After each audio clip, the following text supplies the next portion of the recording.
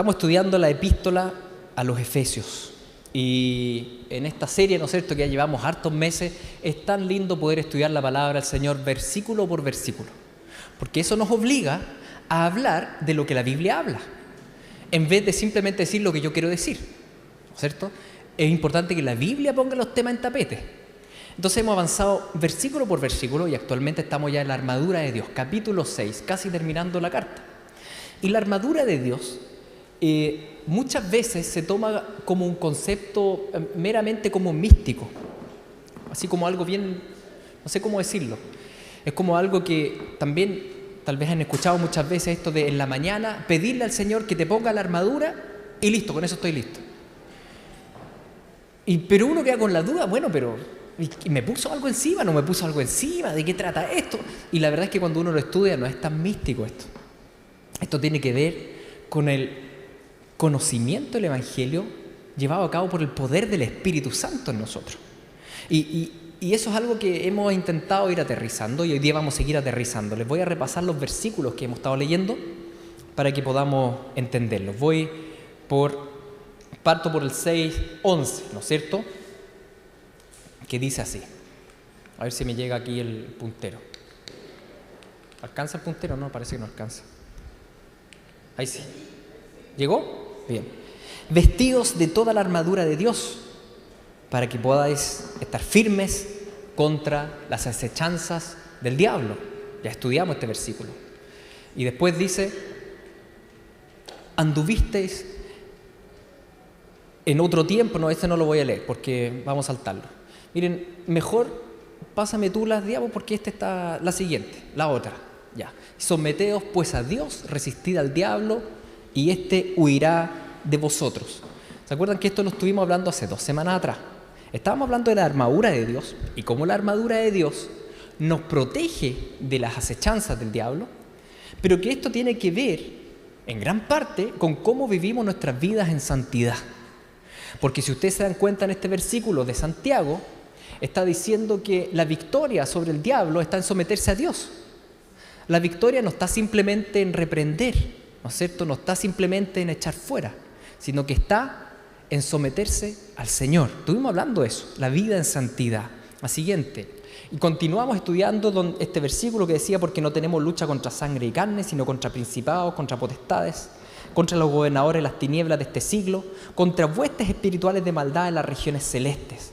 Y al ver este versículo, lo que recalcábamos es que tu lucha no es contra carne y sangre, no es contra las personas, no es contra tu tío o tu familiar que te parece odioso, tu lucha no es contra el jefe que te parece tu enemigo, tu lucha no es contra tu papá o tu mamá o tus hijos, es contra el diablo y sus secuaces, ¿no es cierto?, contra los demonios que ejercen dominio sobre los hijos de perdición. Y debemos entender que nuestra lucha no es contra las personas, es a favor de la salvación de las personas.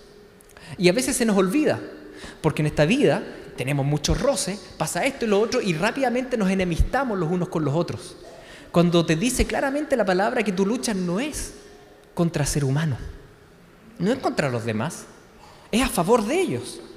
Hay que llevar a cabo una pelea. Pero esa pelea no es una pelea física, esa pelea es una pelea espiritual. ¿Y cómo se lleva a cabo esa pelea espiritual? ¿Cuál es la victoria? Bueno, en gran parte, todo lo que nos explica la armadura es la vida en el Evangelio, es la vida en santidad, es la vida apegados al Señor, una relación con Él. Lo que va a llevar a temas bien prácticos. Dame la siguiente. Leíamos en Efesios 6:13, por tanto, tomad toda la armadura de Dios para que podáis resistir el día malo y habiendo acabado todo, estar firmes. El objetivo es llegar a la meta, es perseverar hasta el fin. Y para eso es importante que nos pongamos toda la armadura, con todos sus aspectos, con todas las áreas que cubre sobre nuestra vida. Es por eso que nos hemos detenido ahora estos domingos a trabajar área tras área, ¿no es cierto?, para entender bien qué es lo que el Señor me pide para que esté firme frente a las acechanzas del enemigo. Y la semana pasada lo primero que estuvimos viendo es el 6:14 que dice, estad pues firmes, ceñidos vuestros lomos con la verdad. ¿Quién es la verdad? Cristo es la verdad, ¿sí? En una relación genuina con Él. Esto no es simplemente una religión, es una relación genuina con Cristo Jesús. Y Y Él dice la verdad. ¿Y a dónde está esa verdad? En la palabra. La Biblia es la verdad. Es súper importante conocer la verdad, porque si no, el enemigo, también que es llamado engañador, empieza, ¿no es cierto?, a través del mundo y las distintas cosas del mundo de alguna forma a despistarnos de las cosas que son importantes y de las cosas en las cuales realmente hay que enfocar. Por tanto, para poder hacer frente al engaño de Satanás, necesitamos la palabra de verdad, que es la palabra de Jesús.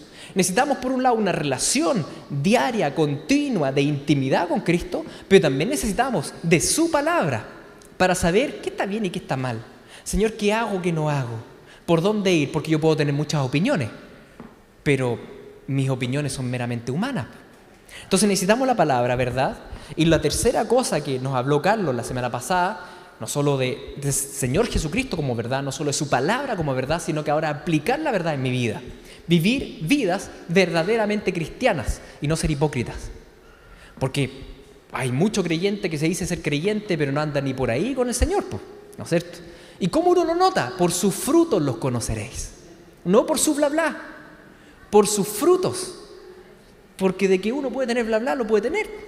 Pero otra cosa es amar al prójimo, ¿no es cierto? Entonces, ese cinturón de la verdad, ¿qué es lo que permite el cinturón? En nuestra época permite que no se caigan los pantalones, pero en esa época también estaban las túnicas, ¿no es cierto? Y correr con falda y con túnica que llega hasta abajo es como engorroso. El cinturón te permitía avanzar rápido. Por eso cuando tenían que avanzar rápido, cíñanse los lomos, decía, una faja que había acá. O sea, apretaban la faja y iban rápido. Cuando uno camina en una relación con Cristo, conociendo su palabra y viviendo en verdad, aunque te parezca al inicio que es lento, la verdad es que vas más derecho. Vas cosechando mucho menos consecuencias por todo tu pecado, por toda la maldad. Entonces uno camina liviano. Como la Biblia también dice, ¿no es cierto?, que el pecado son como estas piedras que uno coloca en la mochila, una carga pesada. Libérense de esas cargas para correr la carrera, dice. Básicamente es otra metáfora para decir lo mismo. Anden en verdad, no en hipocresía. Anden con el Señor, anden en Cristo. Ahora bien, todo eso que aprendimos la semana pasada, ¿no es cierto?, la verdad es que si bien el cinturón es importante, para entrar a una batalla no basta ponerse el cinturón. Yo creo que todos sabemos. Voy a la batalla, así que me pongo el cinturón. Qué bueno que te pongas el cinturón, pero no es lo único. Se necesitan más cositas para la batalla. Porque este cinturón, ¿no es cierto?, es clave en la disposición de relacionarnos con el Señor, de estudiar su palabra, de vivirla. Es clave esa disposición. Pero si has tenido esa disposición algún domingo que viniste acá al mismo culto, escuchaste algo, probablemente te ha pasado como me ha pasado muchas veces. Cuando estudio la palabra, cuando escucho algo, digo, sí, Señor, ya. Mañana lo voy a aplicar. Inmediatamente, día lunes, sin fallar. Y día lunes fallamos. Venimos acá el día domingo, salimos, ¿no es cierto?, en chidos de amor y gracias, Señor, y llenos del Señor. Y llega el día lunes y partimos peleando. Y fallaste, no obedeciste. Y nos frustramos. Y nos desilusionamos con nosotros mismos. Pucha, pero yo sabía. ¿Para qué le pido perdón al Señor si al final termino cayendo siempre? Y nos venimos abajo. Y ya como que no le ponemos tanta tinca a obedecerle al Señor porque total igual caigo. Porque resulta que una ropa que está manchada se cuida menos. ¿No es cierto? En cambio, cuando la ropa está reluciente, uno la cuida. Y como me siento ya manchado, como que ya me esfuerzo menos. Es como tener un auto cochino, como lo tengo yo. Que caiga un poco de barro encima, da lo mismo. Pero cuando el auto está pero limpiecito, recién lavado, hasta la garuga te molesta. Que te deja, ¿no es cierto? Bueno, lo mismo pasa en la fe. Cuando uno no tiene claro lo que vamos a estudiar ahora. La coraza de justicia. La coraza de justicia. Dame la siguiente. Cuando dice, estad pues firmes, ceñidos vuestros lomos con la verdad y vestidos con la coraza de justicia. Es muy importante la coraza de la justicia. El cinturón también, porque es vivir vidas verdaderas, sin hipocresía, ¿no es cierto?, conociendo la palabra, conociendo al Señor. Pero si somos bien sinceros, tú y yo, fallamos todos los días. Tengo ganas de andar con el cinturón ahí firme, pero al final fallo. Entonces hay una coraza que está a nuestra disposición. ¿Y qué es la coraza de justicia? Ustedes saben lo que es una coraza. No tengo que ponerle fotitos porque yo creo que entienden qué es lo que este pedazo de fierro que tenían los caballeros, ¿no es cierto? O los romanos, los soldados, que te protege ¿qué?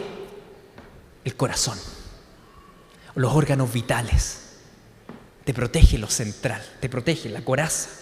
Si el cinturón de verdad me permite caminar ligero, ¿no es cierto? Con menos pecado, por así decirlo, la coraza de justicia no es simplemente para caminar ligero, no es eso. Es que protege nuestra vida espiritual, protege nuestra vitalidad. ¿En qué consiste entonces esta pieza protectora del corazón? ¿En qué consiste? Primero reflexionemos un poco en el término justicia, porque si una coraza es justicia, ¿qué significa la justicia? Bueno, el mundo puede tener muchas definiciones, pero la definición bíblica de justicia es el cumplimiento de toda la ley. Es justo aquel que vive en perfección toda la ley de Dios. Es bastante parecido también en los países. Por ejemplo, en nuestro país nosotros tenemos el sistema judicial, el Ministerio de Justicia y los jueces, ¿no es cierto? Y en realidad son aquellas personas o institución que vela por el cumplimiento de las leyes en un país, ¿sí? Entonces está muy relacionada la justicia y la ley. Alguien que no cumple la ley es delincuente, es injusto, rompió la justicia, ha roto la ley, por tanto amerita enjuiciamiento. Es decir, alguien cumplidor de la ley es inmune a todo juicio, es inmune porque ha cumplido toda la ley. Alguien que es justo está acorazado contra toda acusación. ¿De qué lo pueden acusar si es justo? Está acorazado contra toda imputación porque ha cumplido con todas las leyes, ¿sí? Por tanto no tiene nada que temer. Ahora bien, todos los países tienen sus propias leyes, pero hay una ley superior, dice la Escritura, esto dice en Romanos 2, versículo 1 en adelante, y dice que hay una ley superior, la ley moral universal que Dios puso en todos los corazones. Y por eso las leyes en los distintos países son bastante similares. Pueden tener ciertas diferencias, las constituciones y todo eso, pero la verdad es que robar en todo el mundo es malo, ¿no es cierto? Y la verdad es que pegarle a los papás en todo el mundo es malo. Porque hay una conciencia moral universal puesta en todos los corazones, donde uno sabe lo que está bien y lo que está mal. Esa es la conciencia moral. Esa es la ley universal que el Señor puso en todo ser humano, sea creyente o no sea creyente, sea una tribu lejana o sea... No, hay una ley moral universal.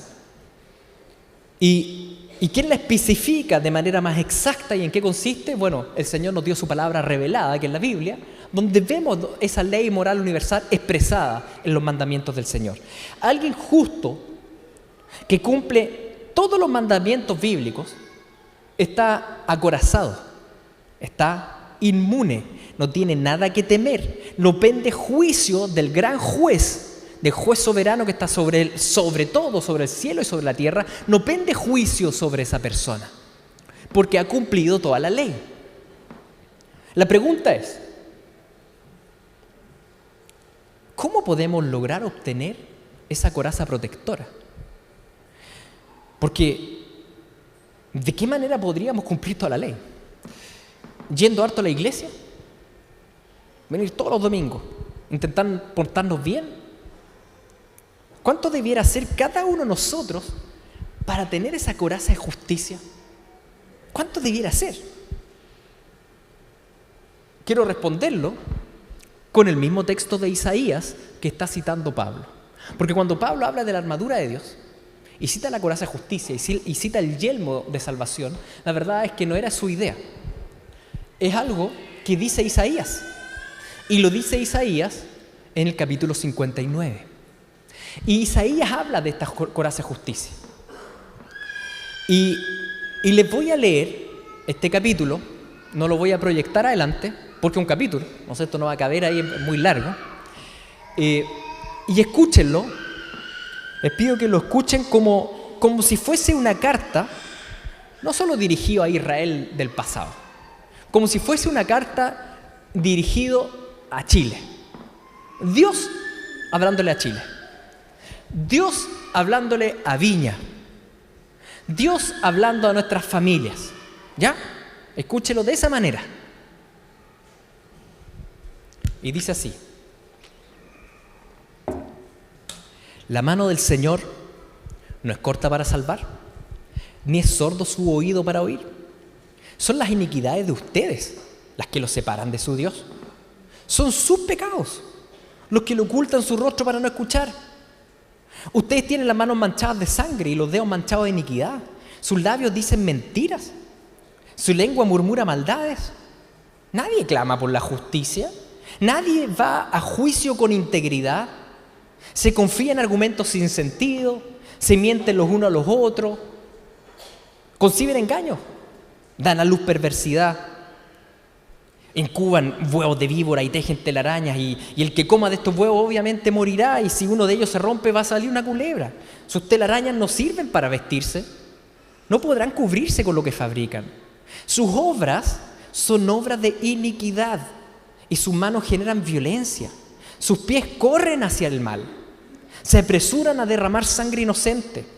Sus pensamientos, su mente son perversas, dejan ruina, dejan destrucción en sus caminos. No conocen la senda de paz. No hay justicia alguna en su camino. Abren senderos tortuosos y el que anda por ellos no conoce la paz. Por eso el derecho está lejos de nosotros y la justicia queda fuera de nuestro alcance. La justicia queda fuera de nuestro alcance porque esperábamos la luz, pero todo es tinieblas. Claridad, pero andamos en densa oscuridad acá en Chile. Vamos palpando la pared como los ciegos. Andamos a tientas como los que no tienen ojos. En pleno mediodía tropezamos como si fuera de noche. Teniendo fuerza, estamos como muertos. La verdad es que todos nosotros gruñimos como osos. Y su señora lo sabe, ¿no es cierto? Todos nosotros gruñimos como osos. Y todos nosotros gemimos como palomas. Esperamos la justicia y no llegó. La liberación sigue lejos. Y tú sabes, Señor, que son muchas nuestras rebeliones. Nuestros pecados nos acusan. Nuestras rebeliones no nos dejan. Conocemos nuestras iniquidades. Hemos sido rebeldes. Señor, te hemos negado. Le hemos vuelto la espalda a nuestro Dios. Fomentamos la opresión y la traición. Proferimos las mentiras concebidas en nuestro corazón. Primero las pensamos, después las decimos. Y así le vuelve la espalda al derecho y se mantiene alejada la justicia. A la verdad, la justicia se le hace tropezar en la plaza. No le damos lugar a la honradez. ¿Quién es honrado acá? No se ve la verdad por ninguna parte. Al que se aparta del mal, lo despojan de todo. O como se dice en chileno, el leso. Lo hicieron leso, ¿no es cierto? Porque es muy gil. Porque no anda con la maldad, ¿no es cierto? Por eso es la carta dirigida a Chile, ¿sí? El Señor lo ha visto y le ha disgustado ver que no hay justicia alguna. Lo ha visto y le ha asombrado ver que no hay nadie que intervenga. Todavía no llegó al versículo que está citando Pablo, pero ¿de qué me está hablando el capítulo? ¿De que somos súper buenos? Somos requete contra buenos. Así que nuestra justicia es impecable. O sea, nunca mentimos. O sea, nuestros pensamientos siempre son positivos para los demás. Súper honrados. Nunca engañamos, nunca buscamos el beneficio propio. ¿O es al revés? O nuestra tendencia es ególatra. Nuestra tendencia es mentirosa, es ir con el engaño, ¿no es cierto? Nuestra tendencia como pueblo chileno, como nación, es exactamente lo que dice ahí Isaías 59. Porque la verdad es que no somos muy especiales, somos igual a todas las naciones. Somos igual a Israel. ¿Sí? Porque el pecado está encriptado en el ser humano. Nuestra tendencia es hacia el mal, no es hacia el bien. Si tú te sientas y dices, voy a pensar 1 hora, tus pensamientos probablemente no se van a dirigir a cosas espirituales, a menos que le pongas mucho esfuerzo y reiteradamente y escuches. Probablemente tus pensamientos van a divagar y vas a terminar peleando con todo el mundo en la mente. Tendemos a que la gravedad nos tire para abajo, ¿no es cierto? Entonces, la pregunta que queda es, ¿De qué coraza de justicia me va a hablar ahora Isaías? ¿De qué coraza de justicia está hablando Pablo? Voy a continuar leyéndoles Isaías 59. Estaba en el versículo 15 y en la mitad decía: el Señor lo ha visto y le ha disgustado ver que no hay justicia alguna. Lo ha visto y le ha asombrado ver que no hay nadie que intervenga. Por eso su propio brazo vendrá a salvarlos. Su propia justicia los sostendrá y se pondrá la justicia como coraza. ¿Qué dice? ¿Quién tiene coraza de justicia? ¿Quién? Se lo voy a leer otra vez. Comprensión lectora, es muy importante acá. Por eso su brazo, el Señor, vendrá a salvarlos. Su propia justicia los sostendrá. Y se pondrá la justicia como coraza. ¿Quién tiene coraza de justicia? Solo uno. Solo uno cumple con toda la ley y todos los mandamientos perfectos. Eso se llama santidad. La justicia de Dios. Y termina, me salto al versículo 20 porque dice: el Redentor vendrá a Sión. Vendrá a todos los de Jacob que se arrepientan de su rebeldía. ¿Qué está enseñando Isaías 59 cuando menciona la coraza de justicia? Está hablando de que tú y yo somos súper buenos y que si nos esforzamos más, ahí sí que sí. Oigan, por cada buena que hacemos 10 malas. Entonces, nuestra coraza está llena de forados. Y ya no es coraza. No es de hierro, es de lata. Y después ya no es de lata, es de tela. Y al final ya, la verdad, no tenemos nada. ¿Quién se puso esa coraza de justicia y descendió para cumplir toda justicia a perfección? Ninguno de nosotros. Fue Dios mismo, fue Jesucristo. Jesús es nuestra justicia. Y eso tiene que penetrar profundo en ti. Jesús es tu justicia. Él se puso el yelmo de la salvación. Él se encarnó. Él vivió una vida perfecta. Jesús nunca mintió. Él nunca se vistió de telarañas. Nunca tuvo pensamientos perversos. Nunca fue rebelde al Padre. Nunca fomentó la opresión. Nunca fue deshonrado. Nunca. Él es perfecto. Él es justo. Él es la justicia de Dios, dice la Escritura. Dios de entre todos los seres humanos de toda la historia, Dios miró y revisó a todos y nos revisó a todos nosotros y no vio justicia. No vio. Por mucho que te esfuerces, Él no vio justicia en ti. Oye, pero yo vengo a la oración. No vio justicia en ti. Vio iniquidades. Oiga, pero yo participo en la alabanza. No vio justicia en ti. Oiga, pero yo no falto ningún domingo, aunque haya calor. No vio justicia en ti. No lo vio. A Jesús no le faltó bondad. Él nunca despreció a otros. No le faltó dadivosidad. No tenía codicia. No le faltó mansedumbre. No tuvo rebeldía. No le faltó humildad. Él no tuvo altivez. No le faltó nada. Él fue completo desde cualquier ángulo que tú lo veas. Su vida acá en la tierra fue perfecta. Como un diamante que tiene todos los ángulos perfectos. En cambio, tú y yo hemos aprendido, por ejemplo, del rol matrimonial. Llevamos como 1 o 2 meses hablando del rol matrimonial. ¿Me puede decir usted que durante el último mes ha ejercido su rol como esposa y como esposa perfecta ante el Señor? Nada, hicimos agua. Y la enseñanza nos llegó hace un mes nomás. Después hablamos del rol de padres. ¿Me puede decir usted que cumplió el rol de padres así, pero perfecto esta semana? Hicimos agua. Intentamos, pero la verdad es que no damos la talla. Esa es la verdad. Pero Jesús es perfecto en todos sus caminos, en todo el rol. Su coraza, por tanto, si Él cumple cada uno de los mandamientos y toda la ley, su coraza es absolutamente impenetrable a toda flecha de acusación, a toda imputación, a toda culpa. Sencillamente hizo todo bien. No hay nada que decir. Y aquí viene el asunto. Es que si bien Él hizo todo bien, nosotros lo matamos. El único que no debía morir, murió. El único que no deberíamos haber matado, porque la paga del pecado es muerte, era Él, lo matamos. ¿Y por qué Dios Padre permitiría algo así? ¿Por qué permitiría una injusticia tan horrible de que el único de toda la historia de la humanidad, que es un diamante perfecto y que tiene un cumplimiento perfecto de toda la ley, resulta que permite que muera de una forma horripilante? ¿Por qué? Porque tenía un plan de bien. En su soberanía sobre el mal, Él a veces permite el mal. ¿Para qué? Para un mayor bien, como lo dice en Romanos 8. El plan era que el justo pagara por los injustos. Ese era el plan. Que el sin pecado tomara nuestro pecado. Que el no imputado fuese imputado por nosotros. Que el único obediente fuera juzgado como rebelde. Ese era el plan. Y uno dice, ¿pero cómo? ¿Para qué?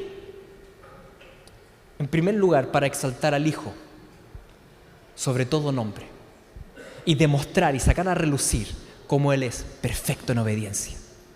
En primer lugar, el Padre piensa en el Hijo. No se olviden de eso. Lo hablamos al comienzo del libro.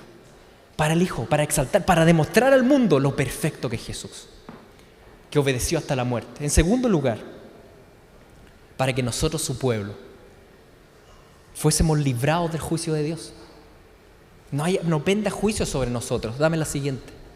Como dice en 2 Corintios 5:21, al que no conoció pecado, por nosotros lo hizo pecado, para que nosotros fuésemos hechos justicia de Dios en Él. Hay un traspaso que ocurre ahí. ¿Qué traspaso ocurre en la cruz de Cristo? Nuestras iniquidades, las mentiras, los malos pensamientos, las inmoralidades, nuestras iniquidades son traspasadas al que no tenía ni una. ¿Y qué pasa con esa coraza de justicia que tenía Él? Se traspasa a ti. Él se saca la coraza y te la pone a ti. Y eso se llama justificación. Justificación. Cuando en realidad no era justo, pero Él te declara justo. ¿Y cómo lo hace? Adelante, sigue la siguiente. Dice, ¿qué dice la Escritura?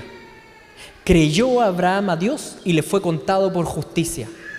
Pero al que obra no se le cuenta el salario como gracia, sino como deuda. Mas al que no obra, sino que cree en aquel que justifica al impío, su fe le es contada por justicia. ¿Cómo ocurre este traspaso? Por medio de la fe. Jesús es la justicia. Si tú crees en Él, acudes a Él, Él te traspasa su justicia. Él te la cede, Él te la da y toma tu pecado.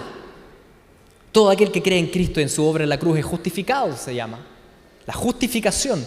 Y no es por algo que tú puedes hacer, es por creer en aquel que lo hizo todo. ¿Sí?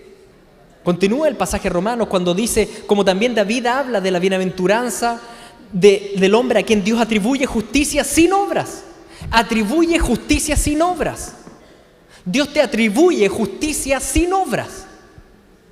¿Penetró eso en tu mente? Dios te atribuye justicia, te atribuye que has cumplido toda la ley, cuando todos acá sabemos que tú no la cumpliste. Es un secreto a voces. Y sin embargo, Dios te dice, no, justo, ¿cómo justo?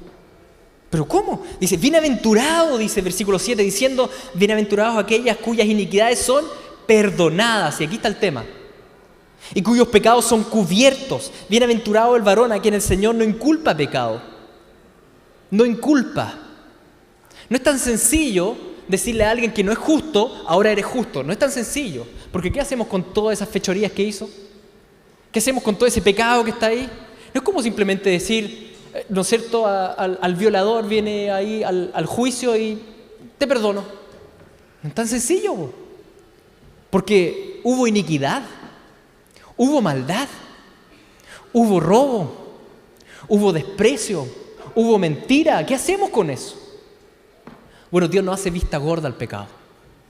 Él toma el pecado y Él sufre por el pecado. Porque la paga del pecado es muerte y es sufrimiento. Él sufrió. Él sufrió por ti y por mí. Y con eso, al pagar Él somos perdonados. El pecado es cubierto por su sangre. Todo aquel que cree en la obra de Jesús es declarado justo, es justificado. Su sangre permite nuestro perdón. Su sangre permite que nuestras manchas de maldad fueran cubiertas y tapadas. Por tanto, si confesares con tu boca que Jesús es el Señor y creyeres en tu corazón que Dios lo levantó de los muertos, serás salvo. Porque con el corazón se cree para justicia, pero con la boca se confiesa para salvación. ¿Quién es salvo? Solo entrarán al reino del Señor personas que tengan puesta la coraza de justicia. Nadie que no tenga puesta una coraza de justicia puede entrar a un lugar perfecto. Recuerden que es el trono de Dios. Recuerden que ahí está la perfección misma, la santidad. Sin coraza de justicia es imposible que entres a Sion, a la ciudad de Dios. Imposible. Ahora, ¿cómo eso? ¿Cómo me pongo esa coraza? ¿Qué tengo que hacer? Es que no es hacer, porque no pudiste. Él ya lo hizo. Y lo que te corresponde a ti es creerle a Cristo y amarlo a Él. Amarlo a Él. Por eso acá dice que si lo confiesas con tu boca, si lo creyeres en tu corazón, o como dice el versículo 10, porque con el corazón se cree para justicia. Entonces, si yo les preguntara ahora, ¿cómo me pongo la coraza de justicia? ¿Cómo me la pongo? Cree en el Señor Jesús, en su obra. Cree en Él. Pero es que yo soy tan re malo. No, si lo sabemos. Si ese no es el tema, porque estamos todos metidos ahí. Ese es el tema. Él es tu justicia. Y vino vestido de ropas de justicia. El que no tenía pecado se hizo pecado para cargar con nuestro pecado en la cruz. El que era justo se hizo injusticia para cargar con nuestra injusticia en la cruz. El que en la luz se sometió ahora de tinieblas para rescatarnos de las tinieblas a la luz admirable. Y ahora todo aquel que se arrepiente, resulta que viene el Redentor desde Sion, el único mediador entre Dios y los hombres, y nos salva. Así es como termina Isaías 59. ¿Entiendes esto? ¿Verdaderamente lo entiendes? Porque tenemos que bajarlo a lo concreto, pero quiero poner primero la doctrina. Es súper importante entenderlo, porque Jesús es tu coraza de justicia. ¿Sí? Él es tu justicia. Ojo, no es tu fe. No es tu fe. Tu fe te une a Jesús. Es Jesús la justicia, ¿ya? Porque hoy en día se exalta mucho la fe, hay que creer en cualquier cuestión. No, no en cualquier cuestión. Si uno no se salva por la fe nomás, se salva por Jesús. ¿Sí? Es una pequeña distinción, pero muy importante. Él es tu coraza de justicia. La fe te une a Cristo. Tú eres creyente no gracias a tus esfuerzos, sino gracias a sus esfuerzos. Tú no estás en la fe porque eres una gran persona, sino porque Él es una gran persona, Jesucristo, Padre de la nueva humanidad, ¿sí? Tú no estás en los caminos del Señor porque has logrado vencer el pecado, sino porque Jesús venció el pecado. Por eso te tiene los caminos del Señor. Él es nuestra victoria, Él es nuestra justicia, Él es nuestro triunfo, Él es nuestra coraza impenetrable de justicia. Impenetrable.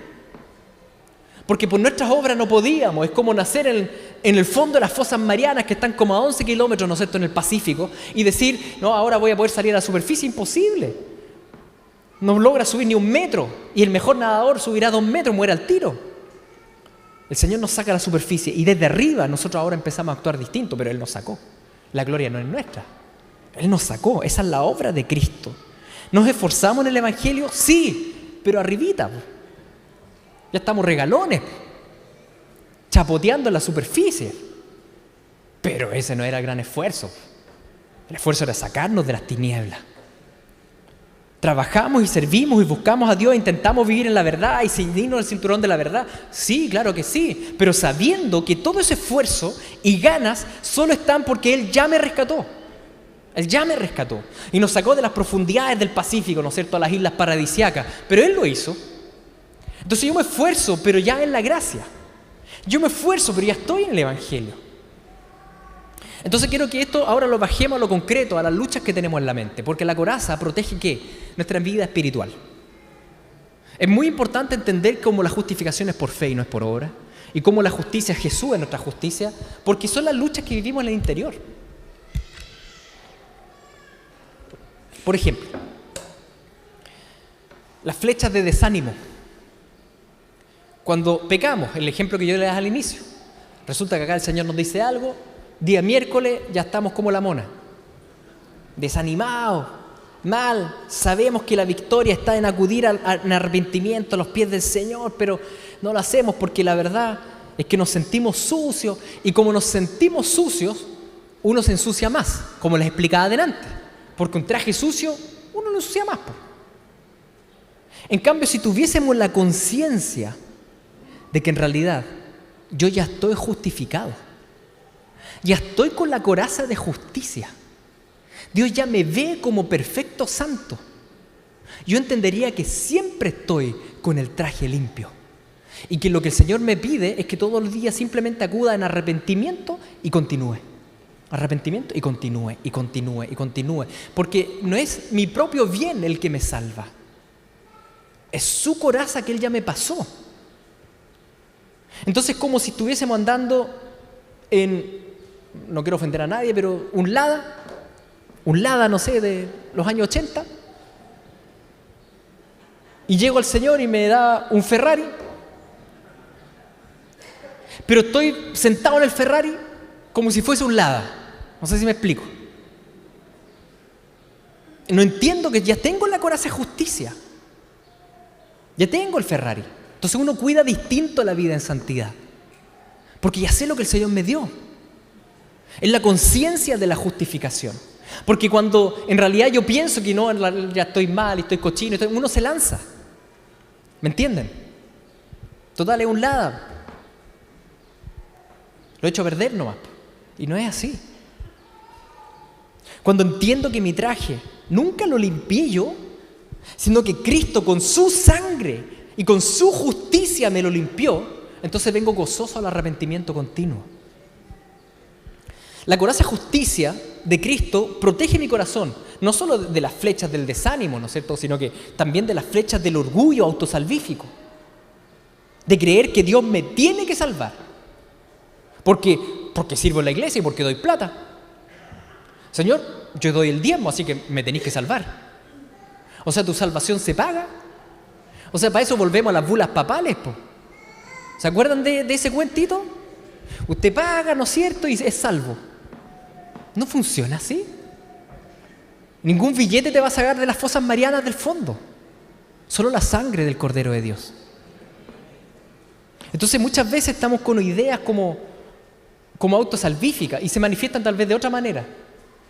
Me enfermé y viene al corazón, Señor, y yo tanto que te doy y mira cómo me tení. ¿No es cierto?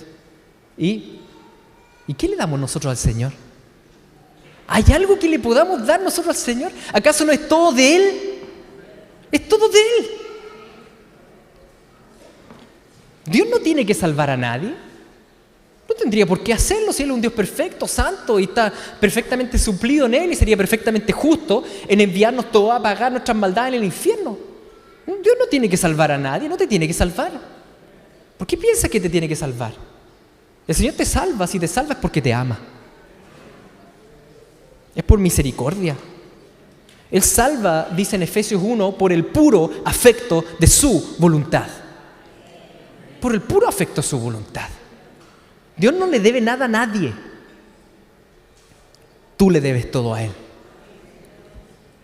Y si Él te da todo, es solamente porque Él es extremadamente e infinitamente amoroso. La coraza de justicia, la justificación, que es un regalo que Él nos entrega, protege nuestro corazón de todo tipo de flechas. Y dentro de esas flechas que desarman la vida cristiana está también ese de querer arrancar, avergonzados del Señor. Avergonzados cuando pecamos, como Adán y Eva nos escondemos detrás de los árboles en vez de acudir a Él.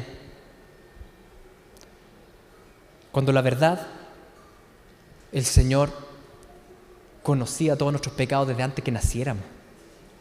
Él sabía todo lo que íbamos a hacer mal. Y aún así, Él apartó al Cordero desde antes de la fundación del mundo para ser derramado por nosotros, Se apartó a sí mismo, al Hijo unigénito. Él sabía antes que nacieras que ibas a fallarle y ibas a pecar. Y es precisamente por eso que hace 2000 años atrás Él vino para morir en la cruz. Él antes que nacieras ya había provisto un camino de salvación. No sigas arrancando de tu amado Padre Celestial, porque uno de los mayores problemas que enfrentamos en nuestra propia vida es que cuando andamos medio mal, empezamos a arrancarnos. Ya no vengo a la iglesia, ya no me junto con los hermanos, que no sé qué, como si el Señor no nos viera. Recuerda que en un inicio, cuando tú estabas con el primer amor con el Señor, tu coraza tampoco era tuya, era de Cristo. Y en tu mejor época con el Señor, tu coraza no era tuya, era de Cristo. Así también, en tu peor época con el Señor, tu coraza no es tuya, es de Cristo. Siempre ha sido de Él, nunca fue de nosotros. ¿Lo entiendes? ¿Entiendes cómo esto tiene que ver con lo que tú piensas? Y con cómo tú vives el Evangelio y cómo lo vivencias. La coraza y justicia de Cristo protege nuestro corazón también de las flechas del libertinaje. De pecar obstinadamente y livianamente. Aunque la Biblia te dice algo, tú pecas nomás. ¿Por qué la coraza y justicia te protege contra eso? Porque entendemos que esa justicia que yo cargo, esa coraza no fue gratis. Tuvo un precio de sangre. Y yo amo tanto a aquel que dio su sangre por mí, lo amo tanto y siento tanto ese peso de la justicia que Él me traspasó, que no quiero pecar. No quiero pecar. Alguien que realmente entiende la coraza justicia se arranca del pecado. Porque entiende el valor que tiene, la armadura que tiene puesta. Entiende el Ferrari. Entiende. Entonces, si tú estás en pecado obstinado y no estás ni ahí, y vas en contra de la palabra y en contra... probablemente no estás entendiendo la justificación tampoco, ni el Evangelio. No estás entendiendo. Porque la coraza justicia te protege contra la liviandad en el Evangelio. Porque la coraza, a diferencia del cinturón, pesa. Hay un peso en la coraza. Uno siente ese peso de que algún día voy a estar parado frente a Dios en el trono del Señor. Y Él me va a mirar y me va a decir, no tienes ni un pecado. Y yo voy a estar temblando porque voy a recordar todos mis pecados. Y el que está en el trono me dice, no, tú estás limpio. No quiero llegar con mucho pecado allá. ¿Me entienden? Hay un peso en la coraza de justicia, que es un peso de agradecimiento. No es un peso de lograr la coraza, es un peso de agradecimiento. ¿Cuánto me ama el Señor? ¿Cuánto me ama? Es decir, la coraza de justicia es realmente comprender de corazón la justificación que tenemos en Jesús por medio de la fe. Él es mi justicia. Es tener el Evangelio tan presente que frente a cualquier dardo de pensamiento, de desánimo, de orgullo, de liviandad, yo respondo con la justificación, con el Evangelio. Yo sé que estoy en Cristo y sé a dónde voy. Son pensamientos finalmente. ¿Y por qué insisto en los pensamientos? Porque recuerden que Pablo viene hablando de esto ya 3 capítulos. Miren, les recuerdo lo que vimos un par de meses atrás en el capítulo 4, dame la siguiente, cuando decía, en cuanto a la pasada manera de vivir, despojados del viejo hombre, que está viciado conforme a los deseos engañosos, renovados en el espíritu de vuestra mente, vestidos del nuevo hombre, creado según Dios en la justicia y santidad de la verdad. ¿Se acuerdan que empezamos a hablar cómo nuestra vida tiene mucho que ver con las cosas que pensamos y si entendemos el Evangelio o no? Bueno, esta metáfora del vestirse y desvestirse en términos de esta carta, ¿a qué se refiere? A los pensamientos. En cambiar nuestras lógicas, en renovar nuestra manera de pensar, en comprender lo que Cristo hizo por nosotros. Entonces, cuando Pablo llega al capítulo 6, él sigue en la misma temática. Tú te estás desvistiendo y te estás vistiendo. Solo que ahora te está diciendo ya de qué vestirte. ¿Y de qué te vistes? Del Evangelio. De lógica de pensamiento, de cómo tú interpretas la vida, de cómo tú entiendes a Cristo y su obra. Esa es la armadura. Esa es la armadura de Dios. No es simplemente levantarnos en la mañana y decirle, Señor, cúbreme con tu armadura. ¿No es cierto? Así como algo místico. No es eso. Bueno, no está de más orarlo porque de más que el Señor te protege. Pero es más que eso. Estamos hablando de la comprensión de lo que Cristo hizo por nosotros y quiénes somos en Cristo. Y cuando tú entiendes las lógicas del Evangelio, tú vives otra vida. y vive lleno de gozo. Entonces, cuando hablamos de ponernos la armadura y ponernos la coraza de justicia, no es un ejercicio místico imaginario, sino que es masticar, es rumiar continuamente nuestras reflexiones internas en torno a la comprensión del Evangelio. Lo que Jesús hizo por mí, su justicia, que Jesús es mi justicia, no yo. No somos nuestra justicia, Él es nuestra justicia.